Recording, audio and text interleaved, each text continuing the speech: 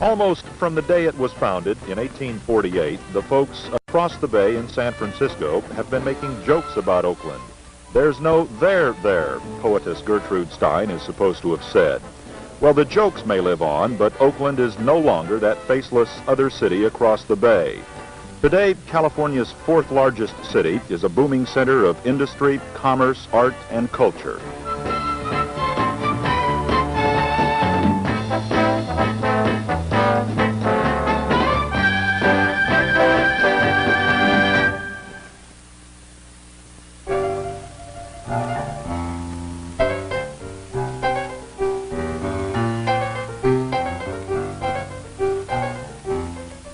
But Oakland's new glamour and prosperity are not shared equally by all of its citizens.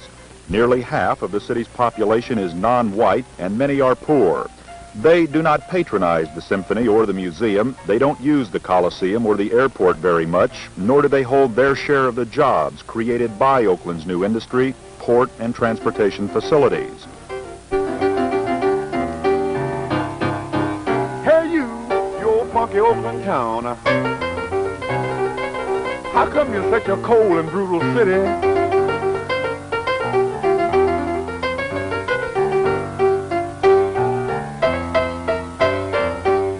And your town marching this posse ain't got no shame, and most of all, they just ain't got no pity.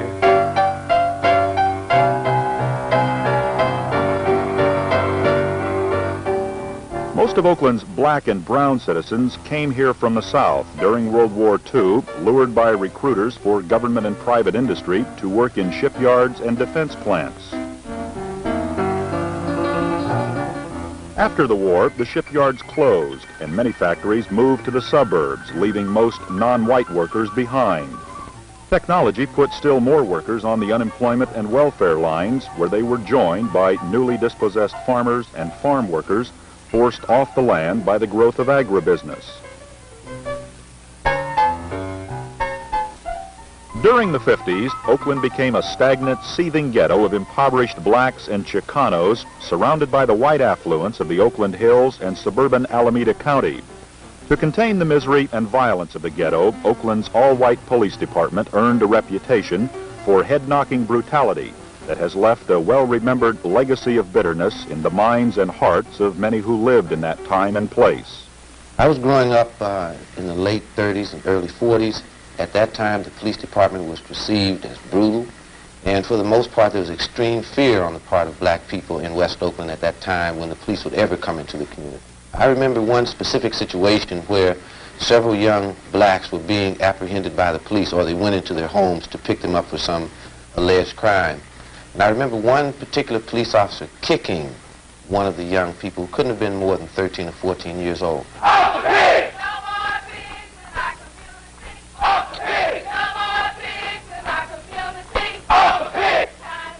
I think that the Black Panthers raised a very significant issue, and that was the brutality of the police when they came into the black community. The police were in the same position as most of government, not being in fact responsive to citizens' needs. In our recruit schools, we inculcated for many years, in my opinion, in our policemen what I would characterize as a gung-ho law enforcement orientation. We taught them laws of arrest, search and seizure, and patrol division, patrol procedure practices, which could only result in an officer oriented in a very narrow law enforcement way. So that as we went about in this police department as an operational style in the 50s and some part of the 60s of stopping people on various pretexts. This was a mandate, as it were, from the police department itself. We incurred very, very bad relationships with our community. Today, there is a whole new relationship developing between the people of Oakland's ghettos and the police. Police officials hold regular meetings in the community, and they are well received. This is one of the greatest things I've seen in Oakland in my 30 years here. I never thought I'd see today. Back in 47, 48, I could see policemen come and sit down and let you criticize you. It's our responsibility to get out in that community, and we'll be here if you want us. And I'm here, quite frankly, to assure you that those men that you see sitting here and the men that work 24 hours a day, 7 days a week, in the Oakland Police Department, we'll be striving to achieve a goal that they're going to take a humanistic approach to policing. I don't care how frustrated our policemen happen to be because they're working hard, or how frustrated the citizen happens to be because he had to wait a long time for the policeman. I want to see every citizen treated with dignity. I would say that there's been some tremendous change on the part of the police. I think they're moving away from the head-knocking, brutal physical approach and trying to be more public relations oriented, more community relations oriented, and hopefully more sensitive and liberal in their approach to modern law enforcement. And I see some dramatic effects because, as I said, I've been here when the case was juxtaposed in very hard terms. In a moment, a look at how things are going in Oakland these days between the people and the police.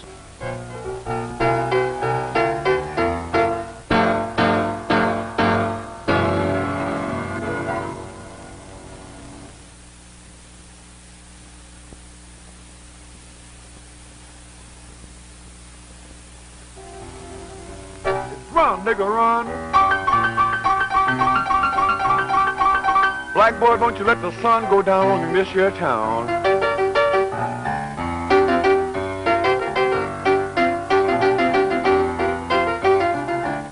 Cause you're gonna go to jail, boy. Or you might wind up getting dropped 6 feet down.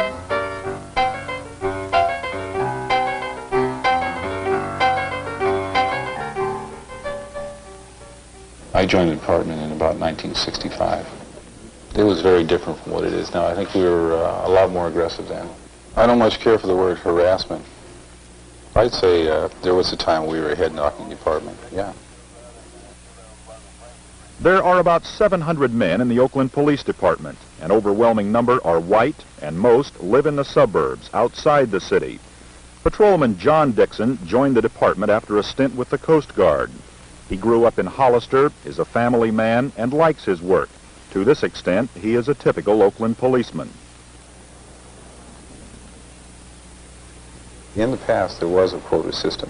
It wasn't down on paper, but it did exist. You were expected to write a certain number of citations, and if you were a good policeman, you made a certain number of arrests. The quota system had to result in more aggressive policemen. They had to go out of their way to find certain things, and maybe they went a little far. We were trying to produce numbers in arrests and just about every way. What has happened is that Chief Gain said no more quota system, and there isn't any today. And that's fantastic. We spend more time today talking to people in a lot of situations where they probably would have gone to jail before. And I mean a lot of situations. Prior to 1968, the mid-1960s at least, the philosophy of the department was to operate basically as a legalistic style of police department. Gradually, through the late 60s and into the early 70s, we began to change style of operation into what is frequently referred to now as a service style of police department. George Hart is Oakland's new police chief. He assumed leadership of the department in October 1973 when Chief Charles Gain retired after 27 years on the force. The change came about because it had to come about to be responsive to the community. The community was saying to us, I think, that we want a police organization which services the entire community in a fair and impartial manner. And we want a police organization in which we can have confidence. First, we'd like to get you to think as well as you can about the way you looked at police work and a way of operating before you even started recruit training. Oakland's new policing style is a product of an unusual collaboration between the Oakland Police and a group of social scientists. One of these scientists is J. Douglas Grant, former chief of research for the California prison system. Grant and his colleagues had been remarkably successful in helping convicted criminals overcome their own violent behavior through a process of self-study. In 1969, they convinced police officials that by helping violence-prone policemen study their own behavior, they could reverse the upward spiral of violence between the police and the people of Oakland. Former Chief Charles Gain agreed it was worth a try, and they went to work under a grant from the federal government. Today, the self-study process is carried on by the department's conflict management section. At the time, there was no regard to the quality of the work. It was just, basically a numbers game, and nobody...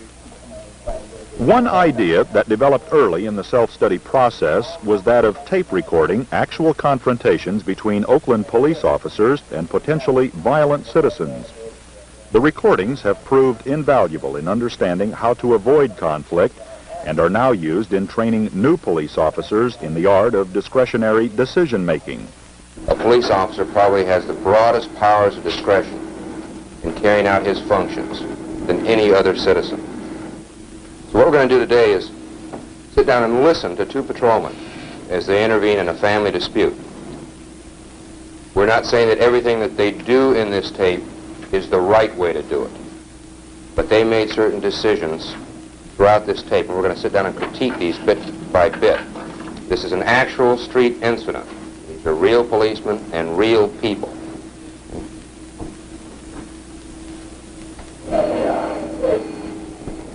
Some individual officers, when they come into the recruit academy, feel that they're coming in to be trained to be a tremendous crime fighter.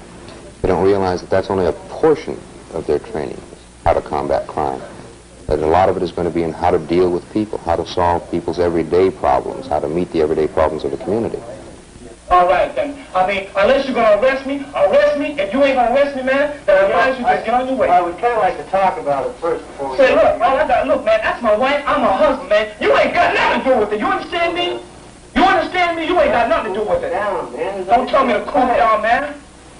What we're trying to provide or promote is an officer who does his job, does it well, does it efficiently, who does in fact produce, but who at the same time is a very humanistic individual, who understands his community, who understands himself and his department. Okay. He's told you in probably 20 different ways what the problem is. Does anybody know? One of the officers already has identified it. He wants him back. She doesn't want him back. I'm not telling them not to use force, because there are those instances and those times when they must use force. But also what I'm saying is that there's all different ways to establish your authority as a police officer. You can establish authority by humor. You can establish it by showing concern. Pure physical force is not an absolute. That's not the only way one controls a situation. What I need is a woman, man, but I can't seem to find myself a woman, though. I'm looking forward in this one right here, but I can't seem to find one. I've been getting drunk almost every night since I've been home, you understand? What's the problem? He's screaming it to you. It seems like it might be sex. Oh, then why didn't you say it earlier? It's a very simple thing. Until he started screaming. Plain old sex. But the Oakland police do more than just talk about violence prevention in their academy classes. Each time an officer must use force in the performance of his duty, it's reported to a computer. And periodically, the computer selects out those officers with an unusually high number of such critical incidents. They are then invited to appear before a panel of fellow officers who review in meticulous detail his handling of situations that resulted in violence. We're asking you to be very candid with us. We're asking you to admit your mistakes. Every guy on this panel has made some of the same mistakes that you've made. None of us here that are perfect. What we're trying to do is find better ways of doing things. The action review panel is both voluntary and confidential. No record is kept and no disciplinary action is involved.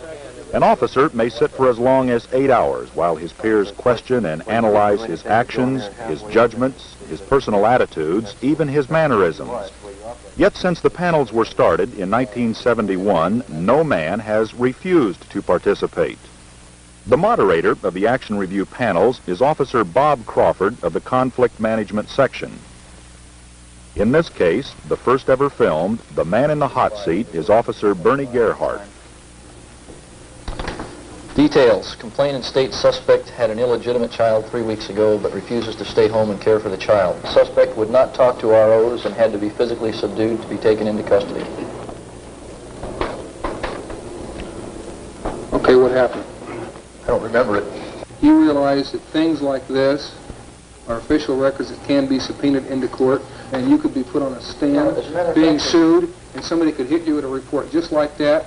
And like you say, 6 months later you might remember it. 2 years later you'd be looking at the guy and say, well, I had to physically subdue a 17-year-old girl who had only been out of a hospital for 3 weeks after having given birth to a baby, and I don't remember a thing about it. It could color you looking very, very poorly. He has sat on panels before, but I think it struck him being kind of different to be sitting in that seat rather than in one of the other seats. Because you could have had your head blown off with your own gun. What if you had a machine gun? I don't know. All right. You'd have killed both of us. Listen to what he's saying. This is the I thing. am. You could have had your head blown off with your own gun. I know that. You can't handle two guys properly. I don't care how great you are. In his case, he realized he had a small man's complex. He kept thinking that he had to take the first affirmative action in an arrest situation to overcome the small man thing, which he doesn't have to do, because he works very effectively. I might be wrong about what the whole object of these panels are, but when a person starts showing up with one of these after another, we're supposed to look into why. And I just wanted to ask the question, is he one of these men? He's not as big in stature as some of us, and it's appeared in about 4 or 5 of his remarks. I've talked to a lot of belly button and all that. Does he have a small man's complex, and he's taking it out on the kids? I just want to, you know. Okay, the thing about the size, okay, when I first came on, I did have a size problem. I'm only 5'8", and I was 155 then, and I had what is commonly referred to as a small man complex. Right. I'm not defensive about it. I don't think I am. Well, the fastest I'm quicker to act because I'm aware of my size, especially when the person is bigger than me. If there was no peer panel, if there was no one to call attention to the fact that an officer did have a particular problem, whether it be a small man complex or what have you, he would act this out in the street, and it would be misread.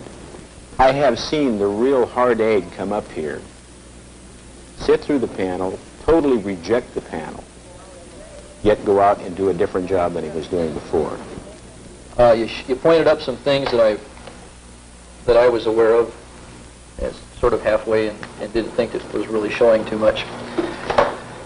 It's good to have other people tell you something that you think you're already aware of, because then you know that other people are aware of it, and you'll make a better effort to control it or whatever, I think. Well, that panel was good. You picked a good panel. There isn't an officer here that I don't respect. And from that aspect, I think it's good. If there were a bunch of turkeys sitting here, I'd have left a long time ago. And you'd have heard about it in the locker room.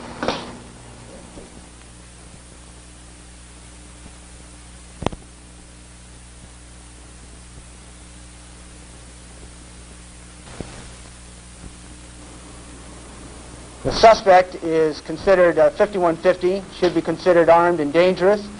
Both are wanted for conspiracy and forgery.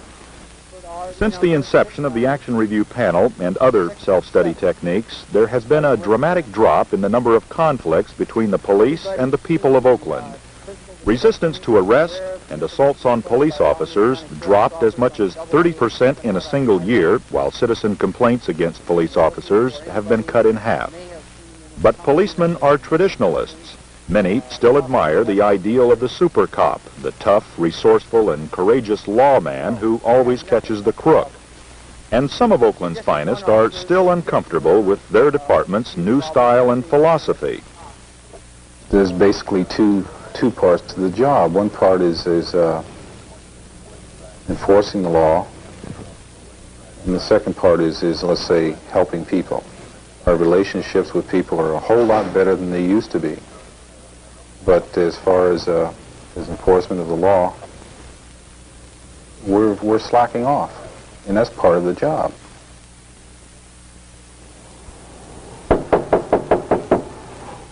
John Dixon works in the hardcore ghetto of West Oakland. The neighborhood is very poor and almost exclusively black. It is not an easy beat for a white policeman working alone. You've got to be realistic. Your child may go through some more as a result of my talking to her. I don't think he can go through no more than any other kid that's on the street, too. I am of two minds. The move has been good. We're dealing with the people in a much better frame of mind. The results are much better. When I go into people's houses, it's you don't get as much of a hassle as you used to do. And yet at the same time, you're still respected as policemen. The public accepts us more than they did before. I find that in most cases I get a lot more cooperation. And you find that more people are at least willing to give you information on the side than they were before. More people are inclined to give you a helping hand, where before I think very few people were. Burglary? My car hasn't been involved in no burglary. That's what I understand. I just came from my girlfriend's house. I remember when I first came on that if you did make a car stop, you immediately got a crowd. Today, you not only don't normally gather the crowds, but when you do gather a crowd, it's the people don't tend to be as hostile. The quality of the arrests we're making now are much better, no doubt about it. But I think that we're getting kind of lethargic. We're sitting back. We're accepting the fact that we're a service-orientated department, which I think a person is inclined to think that we're at the beck and call of people. And I think that's what a lot of us are doing.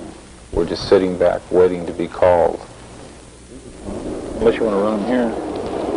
We're more community relations orientated, more of a service-type department, and I think at the expense of enforcement, law enforcement. The so-called service style is not per se a weak approach to the problem at all. If anything, it's a stronger approach. You can have an effective, alert police department which does in fact engage in heads-up police work, aggressive patrol. That's what the community wants. That's why we exist. Would you like the department to go back to the head-knocking, legalistic department that it used to be? No. I don't think anybody wants it to go back that far. Not that far. Why? It would just create the same old problems we had before, a hostile society, problems on the simplest of things, just talking to people on the street. I don't think we'd have as much success if we went back to that. I believe, probably more than I believe anything, that the officers in this department do in fact want to do and do in fact accomplish a very capable level of policing in the Oakland community. I believe that they support totally the concept that any police organization can only operate in a fair and lawful manner. Do you think you have to make a choice between community relations and good enforcement? No, I think they can work hand in hand. It's obvious they can.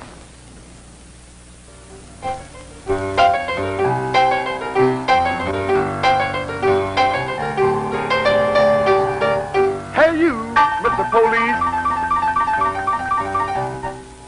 You better heed the people warning, cause the handwriting is on the wall.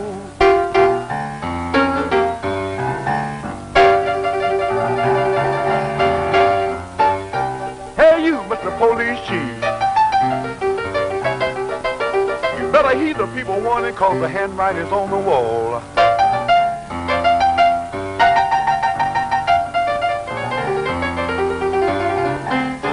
So have fun while you can. Just like the wall of Jericho, you're bound to fall.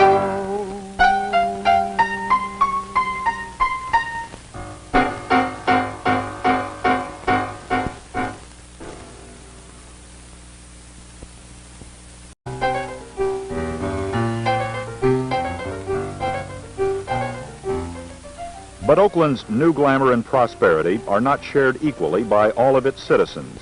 Nearly half of the city's population is non-white, and many are poor.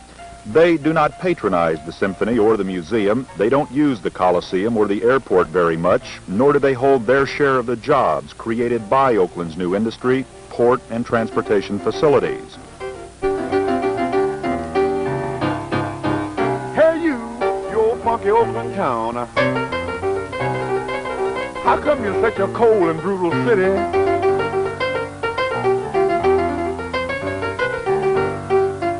At that time when the police would ever come into the community. I remember one specific situation where several young blacks were being apprehended by the police, or they went into their homes to pick them up for some alleged crime. And I remember one particular police officer kicking one of the young people who couldn't have been more than 13 or 14 years old.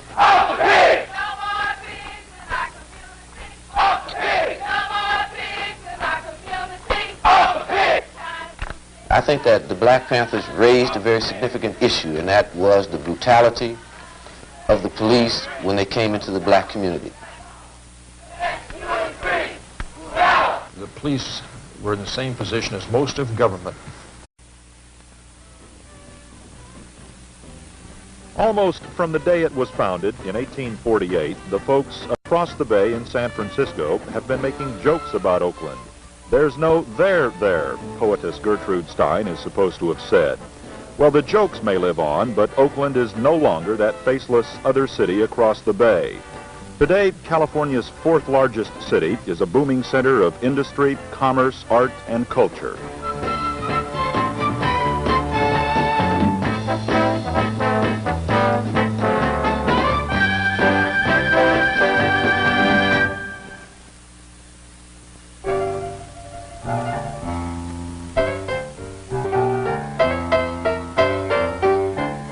Town marching this posse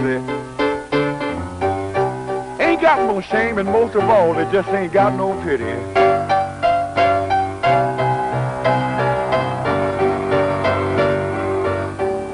Most of Oakland's black and brown citizens came here from the South during World War II, lured by recruiters for government and private industry to work in shipyards and defense plants. After the war, the shipyards closed, and many factories moved to the suburbs, leaving most non-white workers behind.